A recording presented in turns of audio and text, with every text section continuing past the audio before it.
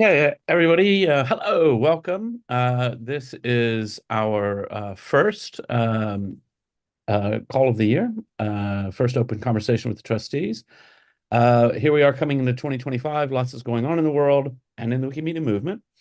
And just, a couple of personal things that I'm keeping a close eye on. We have the rising noise of criticism from Elon Musk and others, and I think that's something that we need to grapple with.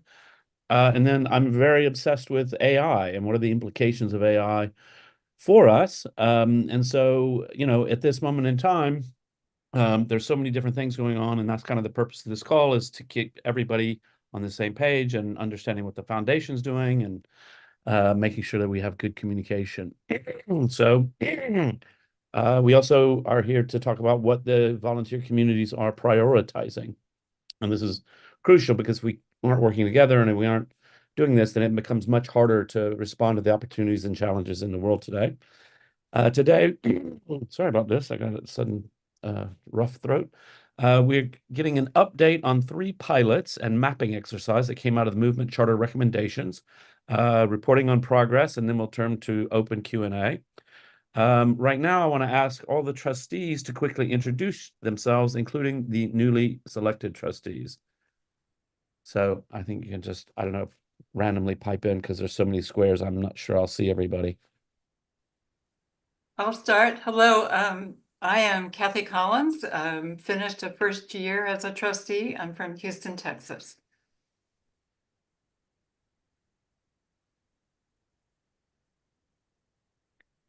Hello, I'm Victoria Doronina, and this year I was re-elected as a community elected trustee, and I'm in Manchester, United Kingdom. Hi, everyone. My name is Maciej. I'm the youngest addition to the Board of Trustees, having joined in December. I am from Poland, but I'm joining you from Paris in France.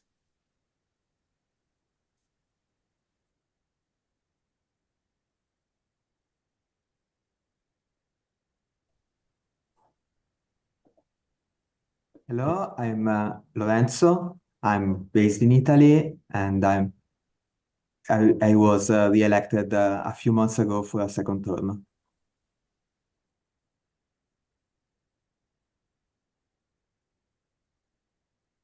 I see Um, Shadi. Oh, My name is Natalia. Thank you. I'm a Ukrainian Wikipedian. This is my last year on the board, and I'm also the chair. And I am joining from Israel. Hi everyone, I'm Shani Evenstein Sigalov, originally from Israel, but recently moved to the UK. And I'm the chair of the Community Affairs Committee that is hosting these meetings. is that all the board? I think so. Yeah. Okay. So now I'm going to hand over to Lisa McCabe to go over the ground rules of the day and sort of explain what we're doing. Thank you, Jimmy. So, hi everyone, I'm Lisa. Welcome to this CAC call. I work as part of Movement Comms and I'll be your moderator for today. First of all, we'll have some quick updates and we'll take any questions on those and then move to talk about our main agenda items, which are the 3 pilots and the mapping exercise that came out of the Movement Charter recommendations. Then we'll devote the second half of the call to have an open Q&A where you can ask questions about the agenda items or anything else you'd like to. We also have some pre-submitted questions for that section, but we're mostly trying to take live questions to interact with you all. We encourage all participants to ask questions in the YouTube chat and also in the Zoom chat throughout, and we'll take a note of them as we go through things. We're also experimenting this time with running something on PeerTube. So if you'd like to watch on PeerTube, we will paste the link in the chat so you can take a look. And we'll also be monitoring PeerTube for any questions that come up throughout. I'd also encourage people to speak live by raising your hand in the Zoom chat. And just to finally reiterate the purpose of this call, it's all about connecting, for you to connect with trustees as people, as volunteers in this mission, and for you to speak to the trustees and connect with them about priorities, concerns, challenges, and any open questions that you want to discuss. A few quick ground rules. Please comment on the content, not the contributor, and respect each other during discussions, even if you disagree. Please speak in turn and don't interrupt each other, and try and keep questions specific and concise as well. My role as a facilitator will be to manage the queue of questions and also make sure we're following the ground rules. Just to highlight that this meeting is being recorded and will be available on YouTube and Commons afterwards. So I'm going to pass back to Jimmy now just to talk about some great celebrations that have happened recently. Okay, great. Yeah. So we last met at Wikimania in Poland in August, and a lot has happened across the movement that we want to celebrate. We've had many important project birthdays, so I'll just go through a few of them. So Wikimedia Commons turned 20 in September. We celebrated that at Wikimania through showcasing beautiful photos throughout the event, including at the Wiki Science competition in the main square in Katowice, where the public came and enjoyed beautiful Commons photos of science. Wiki Species turned 20, as did Indonesian Wiktionary. Ukrainian Wikipedia is 21 today, which is cool. Wikipedia celebrated its 24th birthday 2 weeks ago. We're already thinking about how we can celebrate the 25th birthday in a big way. So if you have any thoughts or plans in the works, let the foundation team know. And you can leave a message on the project's Meta Talk page. That's a great place for that kind of thing. In addition to, and actually a personal reflection, on the 10th anniversary, I had just moved to London. I still live in London now. And I did a party in London on the 10th. And I was really excited for the 20th, but it was the middle of COVID. So I didn't do anything. So I'm pent up. I want to do something big. In addition to project birthdays, we also enjoyed regional Wikimedia conferences around the world. So WikiCon North America happened in October in Indianapolis, bringing together Wikimedians from Canada, Mexico, the Caribbean, and the United States. Wiki Indaba happened in Johannesburg. The Wikimedia CEE meeting happened in Istanbul, and Wiki Arabia happened in Muscat. Wikimedia Tech Summit happened in Hyderabad. Bangla Wiki Conference happened in November near Dhaka, which connected Bangla-speaking Wikimedians. And WikiCon Australia happened in November in Adelaide. There are, of course, many more things to celebrate, but this just gives us a taste of how busy we've been as a movement over the past few months. So congrats to all projects celebrating birthdays and to all conference organizers for a series of successful regional conferences. And yay for all of that. So I'm going to pass now to Nat, who's going to give us the board updates. Thank you. So this is all the boring part. You understand. We are just telling you news that happened for the past few months. So in September, we had the board selection for community and affiliate selected seats. 6,000 community members from over 180 wiki projects voted. And the candidates that have been the most voted were Crystal Steigenberger, Maciej Artur Nadzikiewicz, Victoria Doronina, and Lorenzo Losa. 3 of them you can see on the call. So the new two new trustees have been appointed at the last December board meeting, and 2 more reappointed. And we also are going to have the new selection this September, like the voting. The call for candidates would be around June, but I urge you to think whether you want to run for the board or you know somebody who would be a good candidate starting now. And because this is not a good idea to decide to run for a major governance position last night before the deadline. So just urge you, think about that, starting now. And we have also at the last board meeting, we have appointed Lorenzo Losa, who is the vice chair of the foundation board, as a chair-elect. This is the first time that Wikimedia Foundation Board does that. But this is as a best practice for succession planning, which is also a part of the affiliate health criteria that AFCOM talked about and released a while ago for affiliates. Wikimedia Foundation is not an affiliate, but it's an organization. So that's a best practice to actually think about who you're going to replace leadership with. So congratulations and condolences, of course, to Lorenzo with this change in his future. And I am going to pass the floor to Kathy. Thank you. I'm Kathy Collins. I'm chair of the audit committee. I wanted to give you a brief update on the audit for fiscal year 2024, which covered July. It covers 2023 and part of 24. That was completed in November. It's available on the foundation website. There have also been highlights in DIF and signposts. The endowment, which is a separate organization, also completed its audit and financial statements. Keep in mind that audits are conducted by an outside party. KPMG is the foundation's auditor, as well as for the endowment, and that the purpose of the audit is to provide assurance to the board and external readers like donors, to the foundation, that the finances are in good order, that the financial statements provide an accurate view of the organization's financial performance and health. So the foundation did very well on that front. Both the foundation and the endowment had clean audits, which means that the external auditor found no issues. A couple of things I wanted to point out.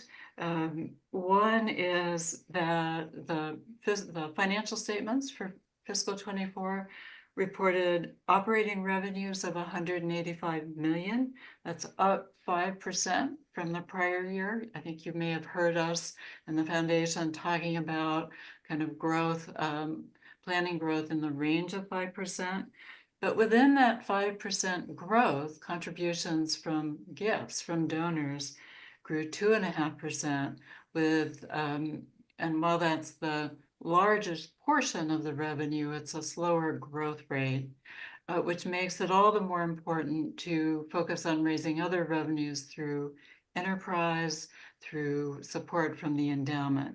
And so that you'll see both in the financial statements for 24, the budget plans for 25, and ongoing conversations. Another point I want to make is that the expenses were up 5.5% to about 179 million. And again, the foundation has been talking about, and these results are consistent with the plan to try and manage expenses within that 5% range.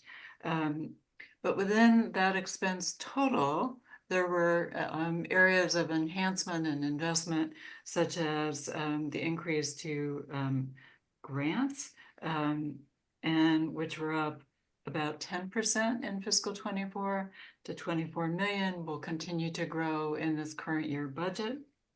And then the foundation is always focusing on where to make expense savings, particularly in areas that are more overhead and less programmatic focused.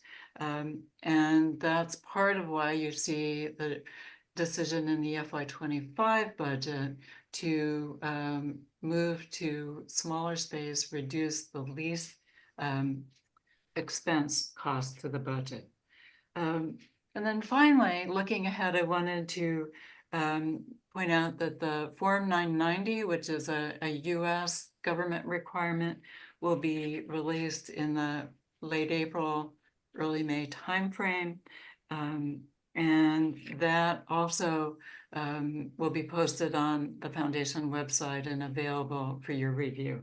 And there will be FAQs and other kind of summary documents about it. Thank you very much. Thank you, Kathy.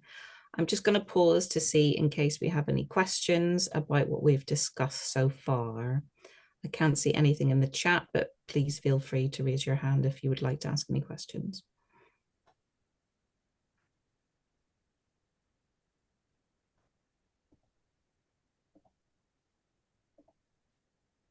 Okay, we can move on then, and I'm going to hand over to Mariana just to do some intro comments about our key agenda points. All right, thank you, Lisa. Thank you for being such a good facilitator and moderator today. I first just wanted to say there are always so many things happening in the movement. We do our best to try to remember them all, but if you see something we didn't mention, please put it in the chat. So thank you, Evelyn. I noticed the conference on climate justice, which sounds fascinating, and eager to learn more from the link. So everybody should add more if you feel like there's anything that we've missed. I just wanted to take a minute to call your attention to a letter that I sent yesterday on the Wikimedia L mailing list. It's been forwarded, I think, in other community forums as well. I never expect everybody to read everything I send, but that letter in particular, I think, as Jimmy commented, really starts to share some of the reflections on what's top of mind for all of us coming into 2025. In the world and certainly in our movement. I think Jimmy hit a lot of the high points, paying close attention to how AI is accelerating and impacting our work, beginning to understand the impact of changed governments, not only in the United States, but certainly in the United States and in other countries as well, trying to pay closer attention to how regulations are accelerating in various parts of the world. I did say in the letter, and I wanted to repeat here, that even though I know that there is a lot that people are worried about, I really do feel like there are credible reasons to stay hopeful in terms of how the Wikimedia communities have come together even in the last few months, and I think will continue to do so. If you look at 2024, which as many of you may remember, was the year that more human beings were eligible to vote than any other time in human history. Our communities really focused on all of the elections, but disinformation teams were organized to pay very close attention to the elections in India, the European Union parliamentary elections, the elections in the United States in November. And what we see is that community processes prevented any significant disinformation on our projects. And I really think that that is something to take note of and to celebrate. We also got the results of the first audit that Wikipedia underwent as part of the Digital Services Act. And although I just want to flag it's a long road ahead and we may see a different outcome next year, but this year, Wikipedia was the only platform that did not receive a negative rating. So I think we can just hold on to, when we apply ourselves to the challenges in front of us, I think that there's a lot to note and a lot to celebrate. I wanted to also flag that we are seeing, as many of you heard, increased both threats, regulation, and litigation across the world. And my letter provided a link to the latest update of litigation we're facing in India. It also highlights significant victories in Germany and in a number of other places. The last update from my side is to just bring your attention to a diff post that was published last week requesting community input on the Wikimedia banner and logo policies, which you can find on Meta. I would say, as good Wikimedians, the first phase of this project is to identify reliable sources and citations by really asking community members to assist with historical collections of how banners and temporary logo changes have happened on the Wikimedia projects in the last, as Jimmy said, 24 years. If you have an interest in this work and can contribute to this first phase of research, we would really welcome that help. The team from our legal department will also be hosting office hours on this topic, and that information is on the Meta page as well. So I hope you'll join the discussion if you have thoughts to contribute, or as I said, really just helping us collect historic examples and information. I'm available to answer questions to the best of my ability. I'm joined not only by our trustees, but a number of staff. And just to say thank you to those of you who have joined us today. Back to you, Lisa. Thank you, Mariana, for that update. I'm going to hand over now to Shani to introduce the next part, which is about our pilot and mapping exercise. Thanks so much, Lisa, and everyone for joining today. It's always great to see the movement involved in our discussion. So I look forward to actually hearing from you later on in the call. Our main agenda item for the call today, as mentioned, is this 3 co-created pilots that the foundation is working on. The first is resource distribution. The second is Product and Tech Advisory Council. And the third is the affiliate strategy. We are also working on a mapping exercise about past community input around the charter process. Now, the pilots are just a way for us to basically address key ideas that were outlined in the movement charter draft and basically take them forward. The foundation, as mentioned before, remains committed to a future charter for the movement. And to that end, we proposed 3 pilots and a mapping exercise back in July to carry on the work forward. The pilots are, again, as mentioned, co-created. They are experiments and they are time-bound. So we're putting limitations of how long we were working on it. And they outline substantial changes to 3 areas that are of great interest across the movement. One is grants, the second is product and tech, and the third is the affiliate ecosystem. We'll go on one by one to discuss, to give you a short update on each of these, and then we'll open the floor to questions and discussions.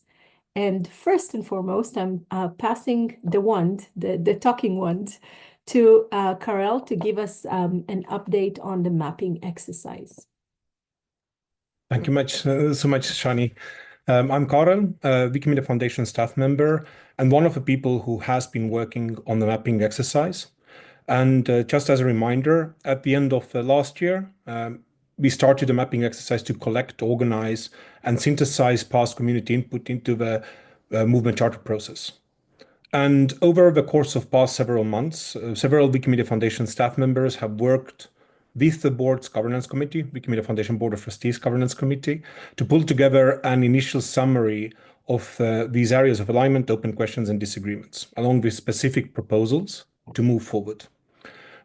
We've also been collecting feedback throughout this process. So there have been some one-on-one conversations, discussions. We have collected feedback on Meta and also during the in-person regional conferences that happened in last quarter. We have now published the content of the mapping exercise earlier this week on Meta. And this content firstly puts the charter in the context of external trends and best practices on the field. Yet the core content of this mapping exercise is agreement and disagreement mapping from a movement charter process to map the areas of alignment, areas of divergence, and open questions that have come up. The key areas for that content are following: values of a movement, basically responding to the question or exploring the question of how do we define and prioritize our core values. Secondly, movement governance. How can we make decisions effectively? What are the structures of accountability within the movement? Thirdly, movement ecosystem. What are the future roles of various movement groups? And finally, movement resources. What is the most impactful way to distribute resources across the movement? So these are the core questions, core topic areas that are coming forward. And as you see, they are also closely tied to the pilots about which we are now providing the update. So I'm passing the baton over to Lorenzo to talk about the Product and Technology Advisory Council. Over to you. Thank you. Thank you, Karel. The Product and Technology Advisory Council began its work in October as a one-year pilot. The PTAC originates from the movement strategy, and similar ideas have been around even before movement strategy discussions. More specifically, it addresses the movement strategy initiative to form a technology council, and it supports the recommendation to coordinate across stakeholders by bringing technical contributors and the Wikimedia Foundation together. The current form of PTAC was proposed back in July 2024. It's meant as a pilot, so we will have 1 year, and after that, member of the council will make a joint decision on whether and how to continue the program or not. Its members include 8 volunteers from the community at large, 2 representatives of affiliates that are active in the technical space, 2 foundation trustees, which are Luis and me, and 3 people from WMF staff, including Selina, the Chief Product and Technology Officer.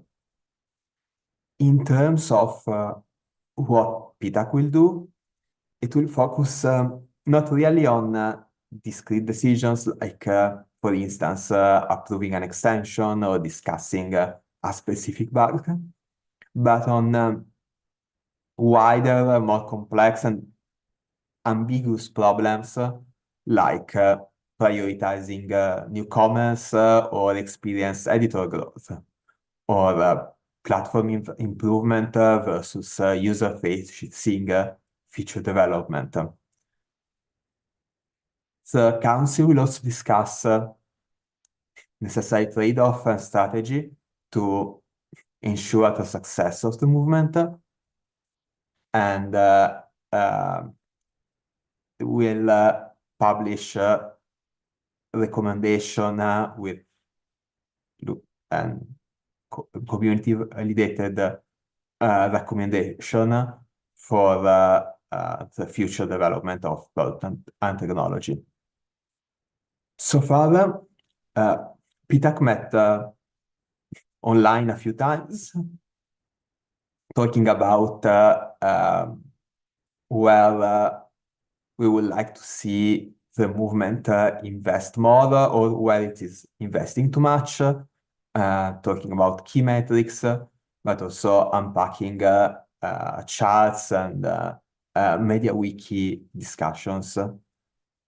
In the past weekend, so just a few days ago, the PTAC met for the first time in person over 3 days, and this was a space to have detailed discussions on goals, processes, and going more in depth. The Council intends to publish an output of the meeting, and more specifically a recommendation towards Wikimedia Foundation by the end of the week. And that will be on Meta for communities to have input into. So now to Netta for the remaining 2 points on resource distribution and affiliate strategy. Yeah. So the next one is global resource distribution. This is a pilot where Foundation is trying to experiment with setting up a new global body to help set the grant making goals for themes, for funding regions, for maybe recategorizing regions, and in order to make sure that our grant making structures better fit with the evolving needs of the movement or changes that we might need. The initial timeline was including to set up this body in January. But as usual, the conversations took longer time. So the updated proposal that we have posted already and is to set it in March. So in February, I guess next week, there would be more information coming and maybe call for candidates to join this new experimental body with resource distributions. And you can read more information in the link that Mayu will helpfully put in the chat. Yeah, and with a proposal. And also on the affiliate strategy, the third pilot which is focused on the ecosystem of movement organizations, including the existing affiliates that we have now. I'll just remind people that affiliates, that chapters, thematic organizations, user groups, and we also have partners, movement partners, which we don't really use a lot, but we also now have hubs, and we are experimenting with maybe we need something new, or maybe there would be changes to the system. So that all is going to be covered under the umbrella of that affiliate strategy pilot. For now, the process have included gathering of information, and there were conversations with, especially with the organized groups, like, for example, affiliations committee itself and affiliate executive directors. And I'm hopeful we can also get some information, for example, from such like formal groups, like, for example, chairs of the affiliates. Where's the knowledge is, and you can come and talk, and you can have people thinking about that or viewing the problems with the existing systems. And of course, there would be more information gathered throughout time.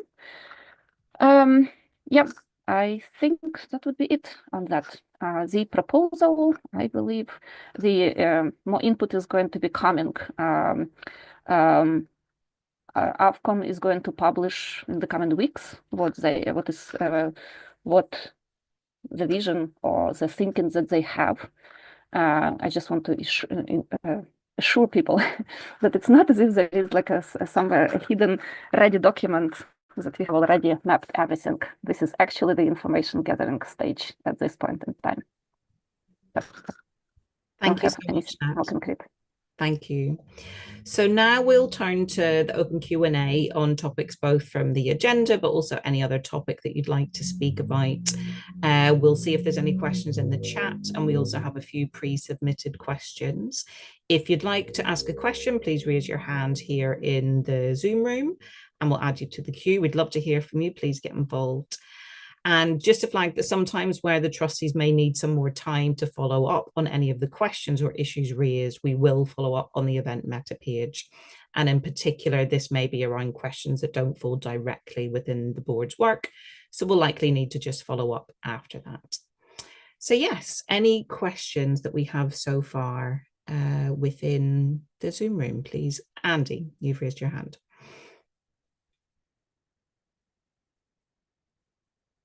Oh, yes. I wanted to talk about a set of questions which I've been trying to get answers to for around 5 years, believe it or not. I don't expect to get those questions answered during this call. The background is that 5 years ago, there was a dispute over the actions taken by somebody in what was then OTRS, now VRT, or Volunteer Response Team. And the nature of that issue and the arguments about it aren't really relevant to why I'm asking these questions now. The specific issue was resolved nearer that time. But during the discussion, a set of 10 questions arose, which I wrote down and pursued, which we couldn't get answers to, around how the volunteer response team works, particularly around what guidance they have, because their guidance is apparently behind a login screen which only they have access to, and around the accountability and oversight, which touches upon what our colleague talked about earlier around accountability. And I can't get answers to those questions. And I found quite a lot of resistance from some people in that organisation or in that part of the community to discussing or answering the questions. I was told that the confidentiality agreement that volunteer response team members sign means my questions couldn't be answered.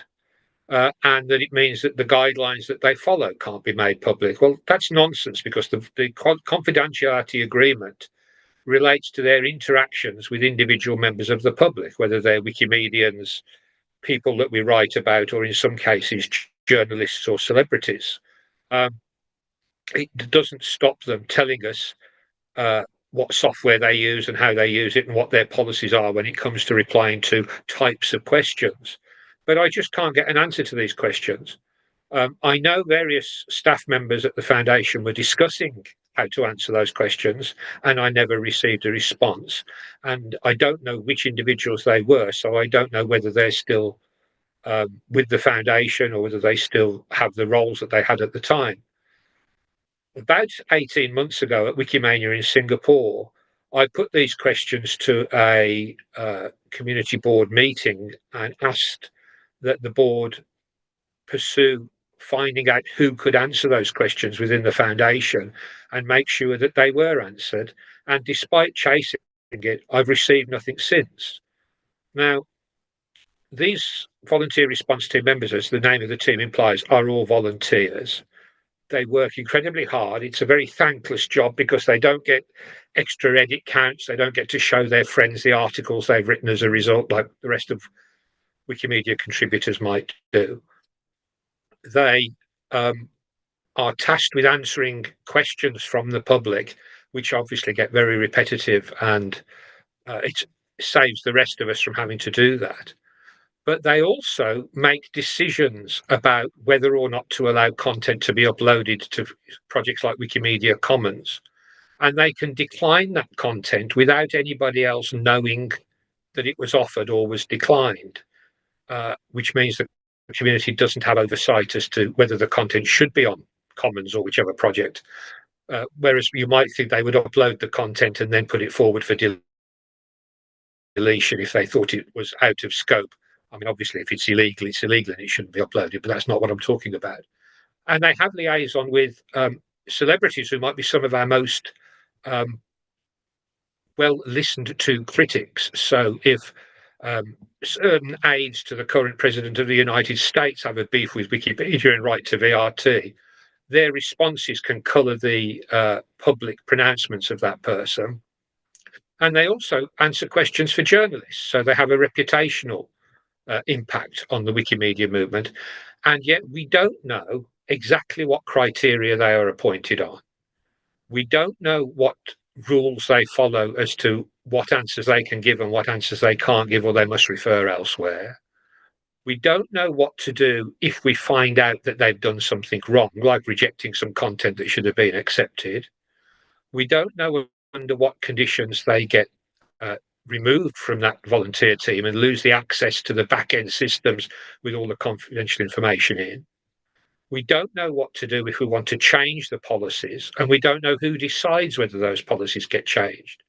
That's not the sort of openness under which the Wikimedia community is supposed to be operating, certainly not in my 20-odd years of experience of it.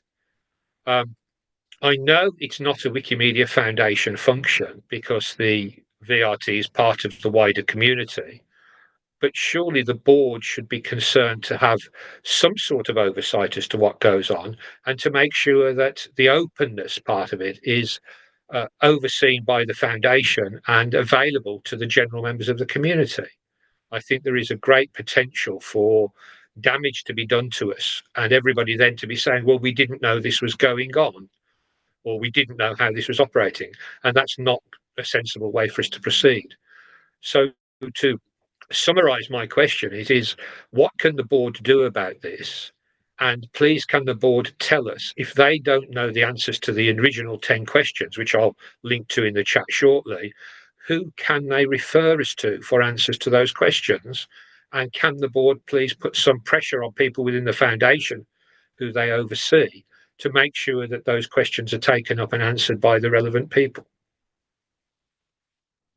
Thank you, Andy, for your question. And I know you also sent in an email about this and had a bit of a response. Just for other people in the call, I might summarize some things just around this. So obviously, if you don't know what VRT is, it stands for the Volunteer Response Team. As you said, they handle a lot of different questions that come in from the projects. Different language Wikipedias also have their own queues, and volunteers run Commons queues in a large part to facilitate members of the public donating media to Commons. And I think, as you also noted, the VRT is completely community run. So what that means is that the processes and the policies are designed by volunteers and carried out by volunteers. So it may be that the board and people here aren't best placed to answer. The foundation doesn't get involved in community-run processes, meaning that the board also doesn't oversee them. So as the foundation's board of trustees, they look after the foundation's work and ensure accountability, but they obviously aren't the board of the communities or the movement. So I think in terms of a dialogue, the VRT admins are probably the best able to answer these questions. and we can share a link about previous discussions that have Can I happened. just make a comment on that specific point, because that was suggested to me in email. And the point I made was I discussed this with VRT admins when they were OTRS admins, and those I didn't get answers. I got told that confidentiality prevents discussion, and the sort of things that I referred to earlier. So being told to go back to the same people 5 years later seems like being given the runaround. And I realise that's not coming directly from you because it was expressed to me in email earlier, but that's not a satisfactory answer, because I've tried that very politely, very patiently, and got nowhere. If I can say something, I'm a member of the VRT. I happen to know that most of us are very willing to answer questions. Of course, we can't divulge personal information, but I think there's also a group or a small few administrators who can probably be a little pushy. I've tried to make suggestions on how to make the system far more efficient than it is, which would take fewer volunteers, and they refuse. So I can relate to what Andy's saying about the, a few who just take control. And it really should be looked into. I mean, there's a lot of things that can be done with VRT to streamline it. Just especially when they're trying to upload photographs, there's a lot of time wasted. And it's that may be part of what Andy's problem is, things being rejected. Just wanted to mention that. I kind of support what he's saying. Thank you, Betty. That's really good to hear from you as well. I think in terms of the jurisdiction of the board, this isn't their kind of oversight area, as I said. So I think this is obviously very much noted and something that we can go away and think about. And I think just in the interest of time, I'll move on just to the next live question, which is Andrew. Thank you, everyone. So my question is to ask the Board of Trustees on the update on the procedure for sibling project lifecycle. This was initially kind of like the whole process was brought up when I was in Wikimania, Singapore, and I have expressed to Mariana during at the fireside chat that there is no mechanism for recognizing proposals that were submitted to the Board of Trustees, even though there is strong community agreement for that, and it has been lingering since 2019 or 2020. So since then, there has been revised, or there is like a published procedure, and then it was later revised. And I have talked to Victoria in Katowice in summer of last year, but I don't see what kind of updates were being done, or whether there's additional discussion, because there is the election that causes a turnaround in that changes to the Board of Trustees composition. So I would like to know, like, what's the timeline and what is the next steps, or whether it has already been ratified. Thank you. Thank you, Andrew. I'm going to put this to Vicky to help answer. Yes, hello, Andrew. Fortunately, I was re-elected, so I am still responsible for the task force. And if you look at the bottom of the page, I put link in the chat, you will see the update that happened since then. So yes, the procedure got approved, and the Community Affairs Committee was given the permission to the task force to run 2 pilots, because the idea was from the beginning that we need to check if it works. And we reviewed the projects that were submitted before, and we did 2 recommendations to the Community Affairs Committee. One of the projects was to whether to approve opening the new projects and one to close. I'm sorry to say that the wiki journals was not the one which was discussed. That was Wikispore. But if you write to me, I can talk to you about the wiki journals, because the task force also discussed it, but it didn't make the cut. Okay. Thank you. Yeah. It's good to hear that there is some kind of like at least a sense of direction of which direction to move forward. Thank you. Thank you. Thank you, Victoria. Thank you, Andrew, for your question. Betty, you still have your hand up. Is that a follow-up or a different question? It's a different topic. Yeah. Go for it. Go for it. Okay, I don't want y'all to hate me, but I started a share free knowledge encyclopedia called Justopedia. And its focus is to be American English and focus on the United States. I was a Wikipedia, or still am actually, editor for over 13 years. And I've contributed quite a bit, I think, not like some have. But there are differences of opinion, and I'm sure few will disagree that politically, we have differing opinions in the US than the rest of the world. So my focus in creating this other encyclopedia was basically to provide the view of Americans from America.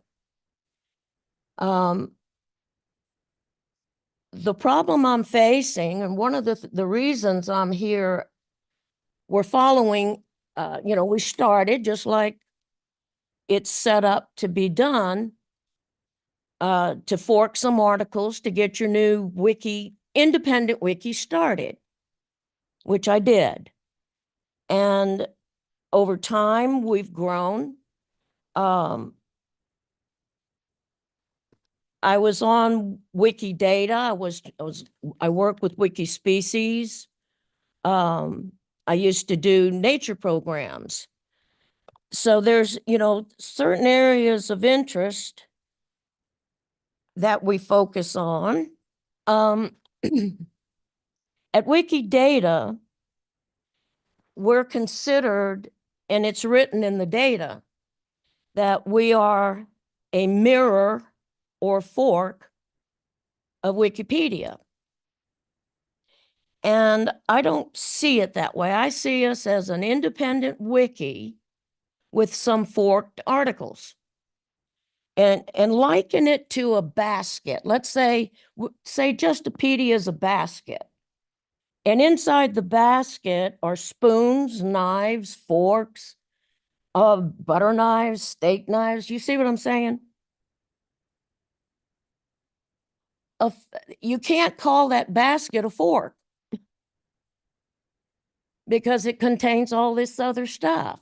And to make matters worse, so many search engines use Wikidata, and when they see mirror or fork, they automatically exclude it from the search results. And I think that not being able to share knowledge from different perspectives, I mean, that's what Wikipedia is supposed to be about. But, I was tormented on Wikipedia for wanting to add views that were not aligning with the encyclopedia. So I was topic banned from American politics. Just in the interest of time, Betty, is there a kind of direct question you'd like to put to the board? Yes, that it's about how Wikidata is listing the mirrors and forks, and how you can take the container and say that's a fork. I'm fine with, you add an article that's a Justopedia article that was forked, I have no problem with that because that's what it's supposed to be. But the whole basket is being ignored by search engines. Thank you, Betty. And do any of the board have comments? Otherwise, we can kind of obviously very much make note of what you've been saying here for consideration. And then we have some other pre-submitted questions. Yeah, I'll just real quick, I would just say I've not heard of your project before. I just took a look. Very interesting, and congratulations to you for getting as far as you have. Certainly what goes into Wikidata is way, way far from the boards. I don't even know who I would talk to even discuss that issue. But I would love to hear more if you wanted to send me an email about what is the idea of what you're trying to accomplish. One of the things I worry about when Elon Musk calls us Wokepedia is that people who have different perspectives and views might think Wikipedia is not for them and they should leave and set up their own competing project, when actually I'd love to see that sort of point of view being engaged and presented fairly in Wikipedia. So, it's something maybe we could discuss separately, but it's not a board matter really. But thank you. Jim. Thank you, Betty. Thank you, Jimmy. I'll take that into consideration. Thanks. Thank you. We've had another pre-submitted question, so I will read it out and then pass it over to Nat, I think, hopefully to answer. So this actually was posted on the board notice board. So it's about grants. So saying grants appear to be going to editors who are well-intentioned but may not be able to contribute productively to the projects. Common issues include creating items without regard to notability and failure to respond to feedback. This means these funded programs are creating additional work for volunteers doing cleanup. In some cases, additional grants were given to people who already have the track record of unproductive contributions. So the question really is, what are the foundation's thoughts on this and what is being done to mitigate this issue? So Nat, I don't know if you can share your thoughts. Well, I'm not sure that this is going to be like a very satisfactory answer, but this question has been asked, this issue has been raised with the grants team some time ago, and Yael, VP of Community Growth, has directly responded. I think we can get somewhere the link. And in general, there is an agreement that, engaging newcomers means there is also some responsibility for making sure that they are able to do the work that they are, or have the right support to make these contributions, and that this would mean better experience for everybody involved. I mean, going a bit beyond, not just biting, not biting newcomers, but actually helping them. As far as I'm aware, this particular grants program was sunsetted a while ago, and overall, the grants team tries to prioritize this in the application process by asking prospective grantees to connect with a trainer or some more experienced Wikipedian on that. But that's like the extent of what I can tell on this. So the concern is, of course, in general, when we have these audit reports, and there are some if you're looking at the Wikimedia Foundation as a grant maker, how we are trying to get into the weeds of the grant making is actually more detailed than other grant makers when they are doing, on one hand. On the other, it's also, of course, understood, because all of us who are community members are kind of we have a stake in the grants giving better results. But how to do that in practice and how to make sure that we are balancing newcomers and experienced people and starting new things and experimenting, that's a tough question. And that there might be decisions when they are not actually producing good results. How we can make it better and make sure that we are improving the processes, that's an ongoing concern, ongoing thing with the grants team. Thank you, Nat, for that answer. We've also had a question in YouTube, so I'm going to punt that one out. The question is, in the Commons community call on Wednesday, one question was about new revenue models to allow for development. How come the regular fundraising pot would not be available for investment in Commons?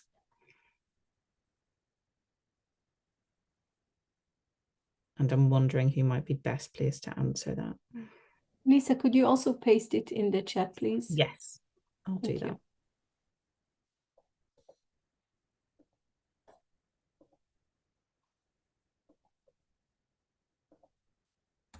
There you go.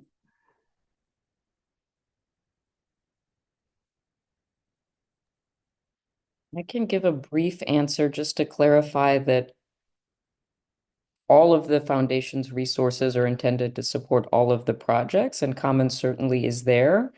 It may be best to have a follow-up specifically with our product and tech colleagues to really provide a more detailed answer to this question, but I don't want to leave an impression that fundraising pots are used differently for different projects in terms of priorities at the foundation, if that's helpful in being responsive.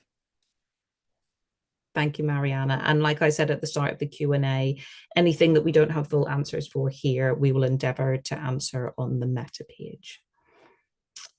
So here in Zoom, any other live questions?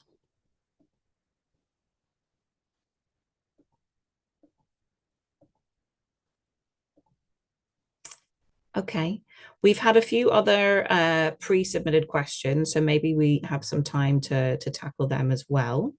The first one is about annual planning at the foundation, and is really about how volunteers and the movement can get involved with annual planning. So I wonder, Mayor, if you can help with maybe some of that answering.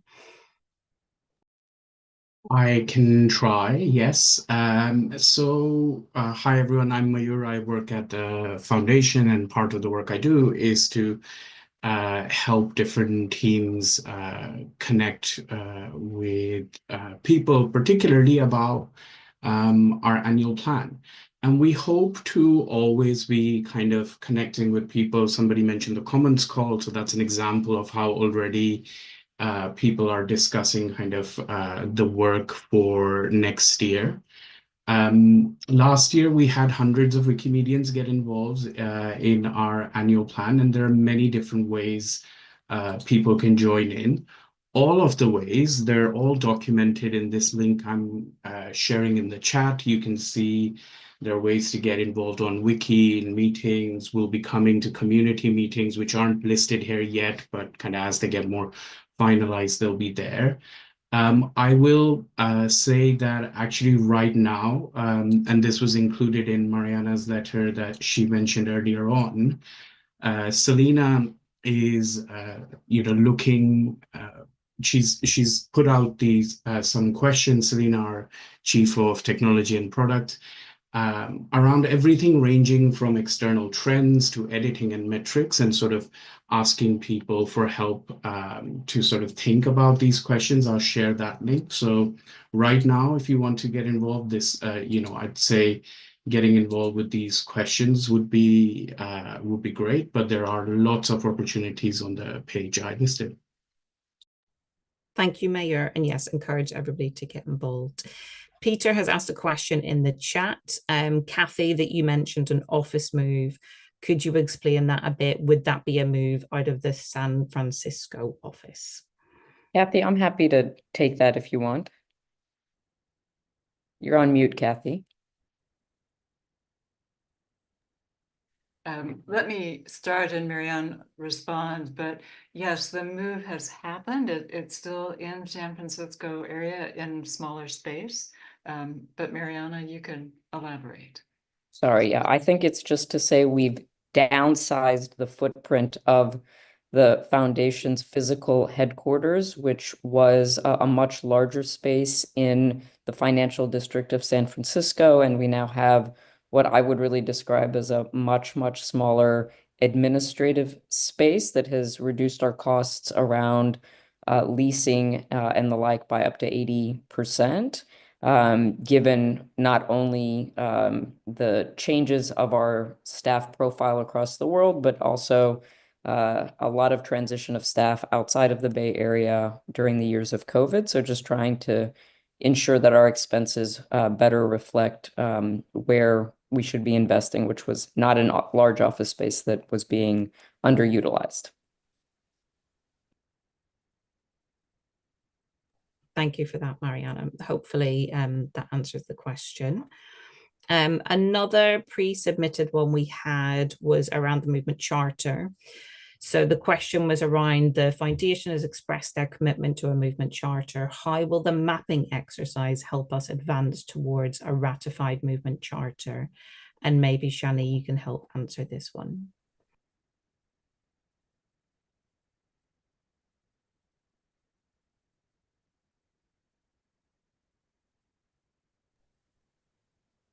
Shani? Sorry about that. I lost the window of Zoom. Yes, I can take this one. Sorry about that. Just finding everything back. Thank you for waiting a second. So a major goal of the mapping exercise is to look very closely at where we as a movement agree, where we disagree, what questions are still open and we don't know where we stand on. The movement charter process and vote included many comments and on-wiki conversations about the proposals in the draft charter. And the mapping document basically provides an overview to all these areas, and it highlights where there's alignment and what open questions people had throughout the whole process that we had. We are, as we said, already moving forward, 3 proposals, 3 areas that were identified as that there was agreement upon, that they are important for us. As mentioned before, the distributions of resources, reviewing the type of support that we give affiliates in the movement, and not just affiliate, I would say other movement-related bodies that may not be affiliated, but are intrinsic part of our movement. And finally, the product and technology strategy that we have.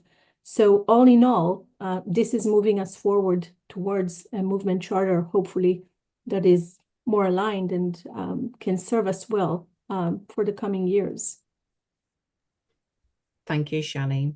We've also had a question about PTAC. Maybe Lorenzo, you can help with this, about what decisions will PTAC be making?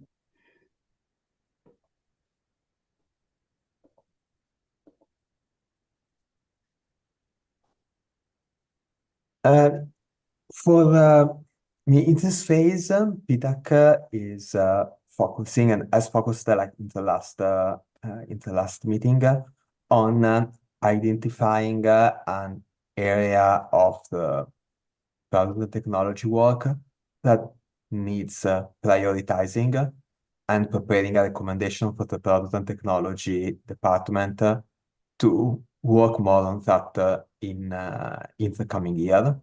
And a draft of this recommendation will be published in a few days on Meta for review from the community. In general, these are the kind of questions that the council will tackle. So trying to think about priorities and trade-off issues for things that are relevant for the community and based on product and technology work, while not going into more specific lower level issues like specific decisions on features or prioritizing fabricator tickets or things like that. Thank you, Lorenzo. Hopefully that answers the question. We've had another question that was on the talk page, which I'm going to paste here now.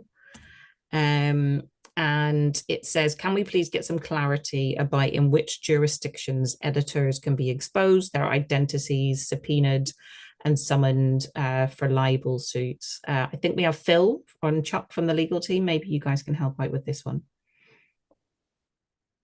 Hi there. Hopefully everyone can hear me. My name is Phil Bradley-Schmeig, pronounced he, him, and I'm a lead counsel on the Wikimedia Foundation's legal team. This is a question that comes up a fair amount from time to time. It gets addressed. It got addressed, for example, during the last terms of use update and in other places. In fact, I'm going to paste a link to one of our legal policies, which is probably the most comprehensive public answer to some of these questions. I think that there's a long and a very short way of answering it. I'll start with the short as a sort of takeaway message, and it's an analogy to road safety. Those of you who, for example, have been to Amsterdam and other places in the Netherlands will know just how much is done there to ensure road safety for cyclists, but you don't see anyone cycling around with their eyes closed. And I think that's very similar to the approach that has to be taken by the entire Wikimedia movement to issues around, for example, libel and the other things that the other sorts of laws which the person who asked this question presumably had in mind.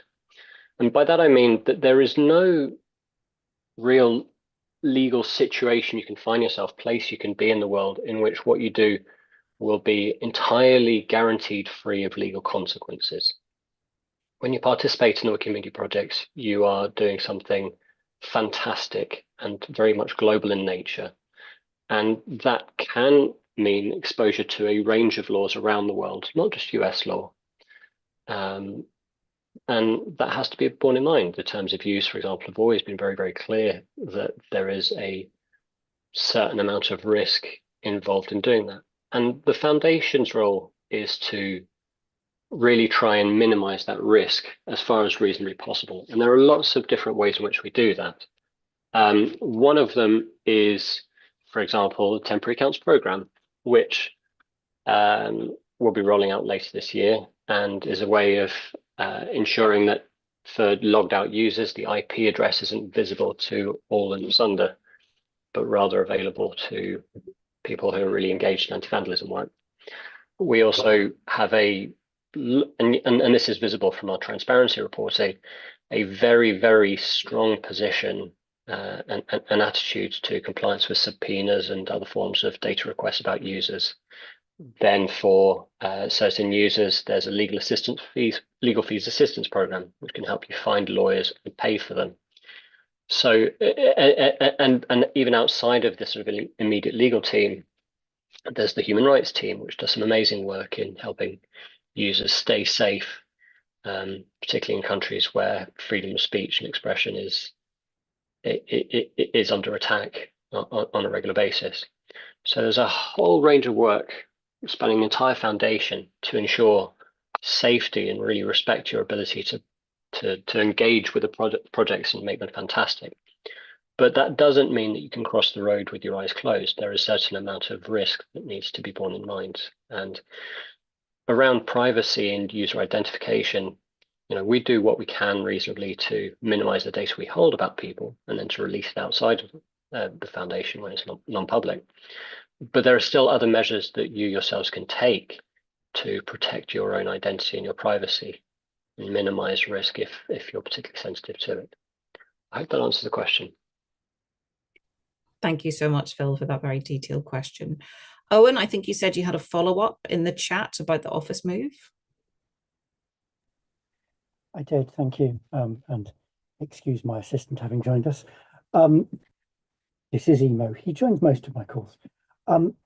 Something that occurred to me from, I think it was Peter's question around the office move, was given the, shall we say, the new US federal administration is not equally liked by some minorities.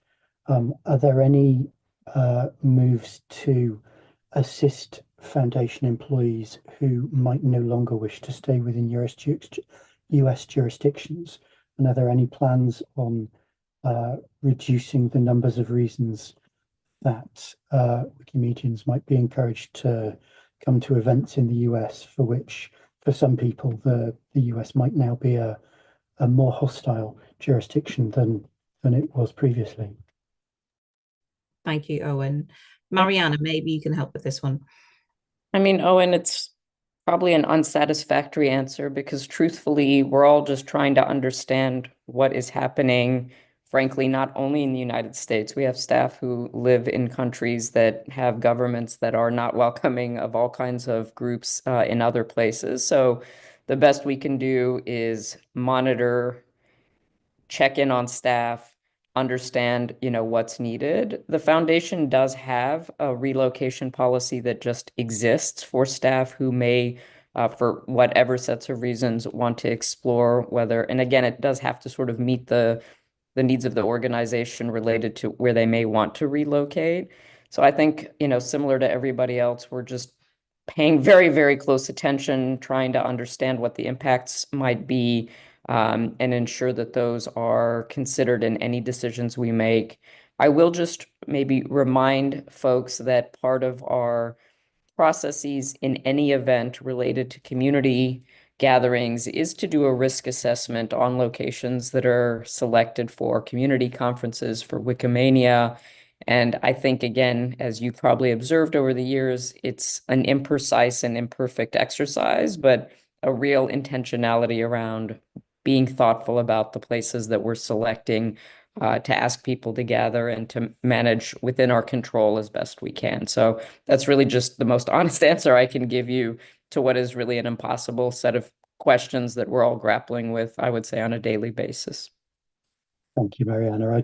I do appreciate there are no easy answers to situations that change rapidly and not necessarily with the amount of forward planning ability as one might like. Just to add to your point around location planning, for people who aren't aware, I'm the acting chair of the Wikimedia LGBT plus user group, and I've had very useful conversations with some of the members of the foundation and some of the previous Wikimania organizing groups, and so I've seen in some detail some of the kind of risk evaluation that goes for different locations that are considered for Wikimanias.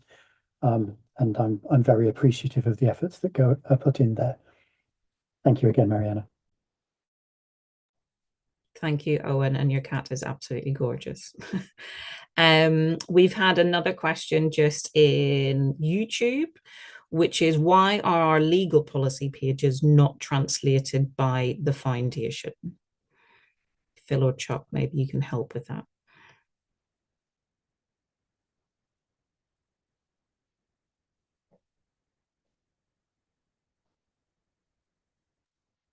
I was pausing in case Chuck had a view. I can offer my own. Sorry, go ahead, Chuck, please. Go ahead. No, please. You. I think that I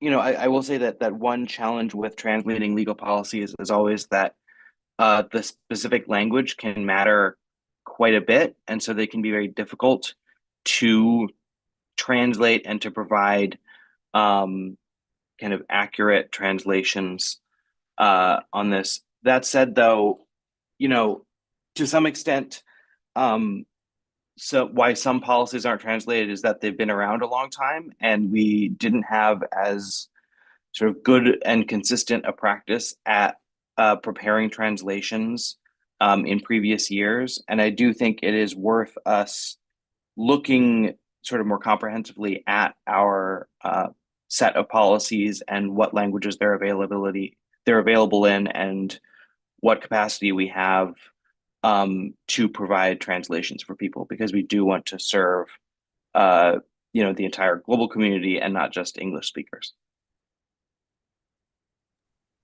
Thank you, Chuck. I'm going to pass it back to Shani. I think you posted in the chat you'd like to reply to Andy.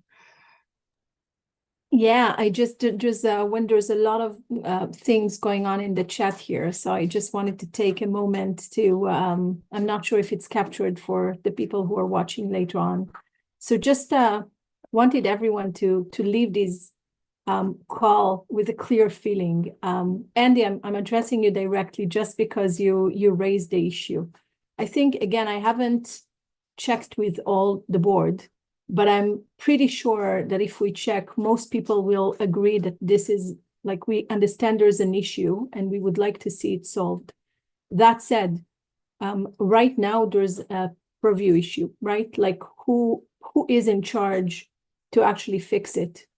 This is not the board at the moment because this is a community-led process.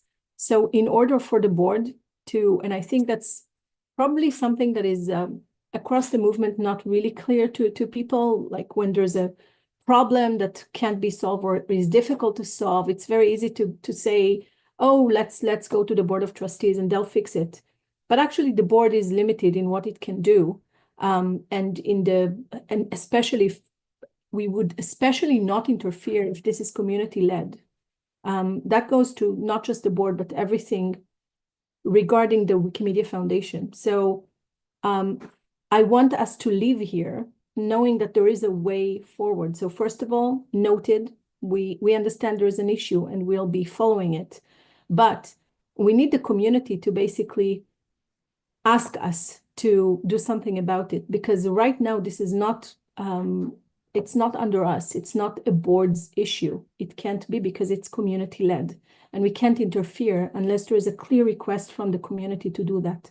So if there's something happening, like an RFC or I don't know, something on Wiki that we see that there are a lot of people that are supporting what you're saying from the community, and they ask the Wikimedia Foundation to actually lead a process around this to solve it, then we can put it inside the annual planning process and consider it and prioritize it according to all the other, considering all the other things that we have to do in a year. But like, we can't operate. People have to understand that the fact that we're a board doesn't mean that we can solve everything on our own and interfere wherever we want. It just doesn't work like that.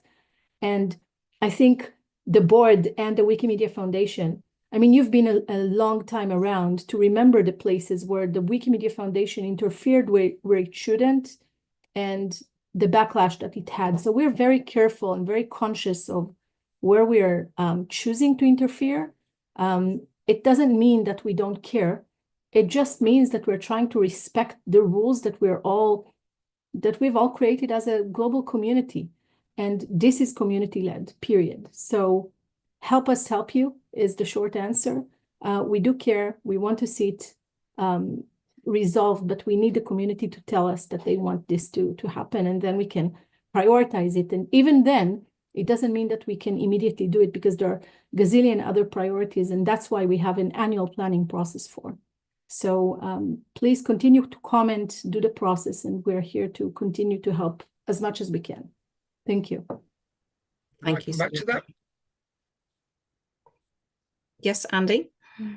Thank you. I'm sorry, Shani. I take exception to some of what you've said. I'm not asking the board to interfere. I'm not asking the board to solve the issue.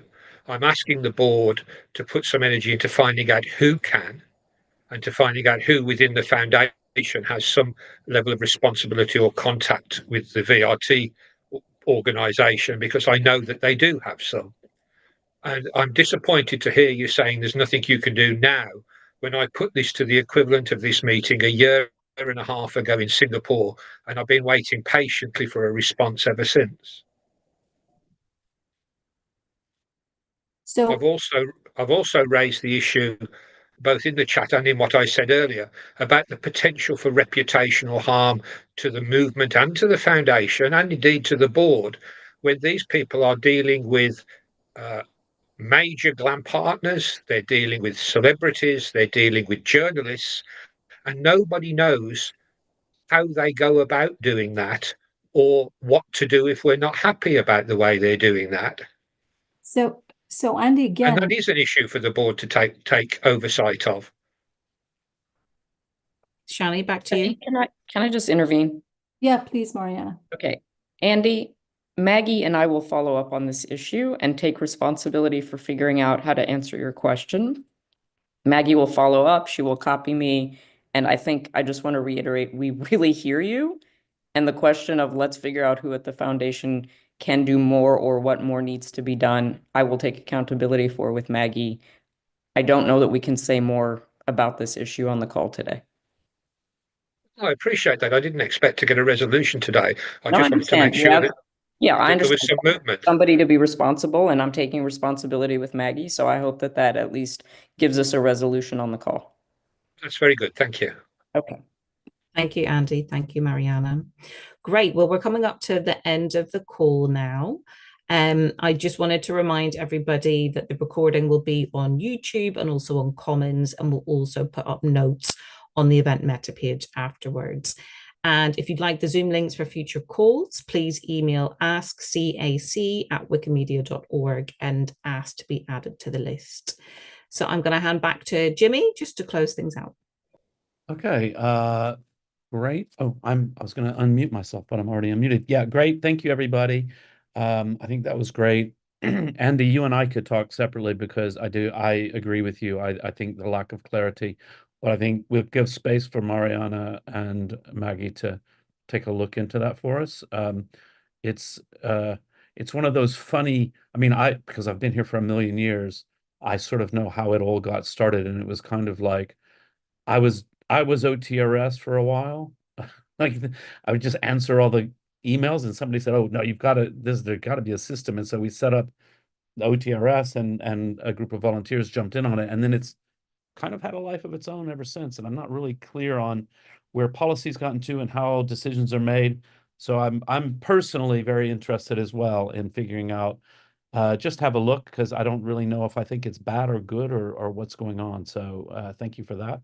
But anyway, thanks everybody for coming, and see you next time. Thank you. We'll just pop the Mentimeter in the chat now as well. So that will be coming.